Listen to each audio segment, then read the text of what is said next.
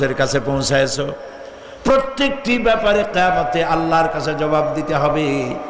এই জন্য কবি বলছেন, আমল সে জিंदगी बनती है ये जन्नत भी व जहन्नम भी, ये खाकी अपनी फितरत है ना नारी ना नूरी।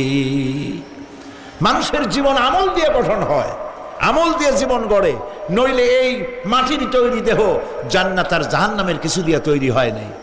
আপনি ইচ্ছে করলে দেহটারে জাহান্নামের জন্য উপযোগী করতে পারেন, ইচ্ছে করলে এই দেহটাকে জান্নাতের জন্য উপযোগী করতে পারেন।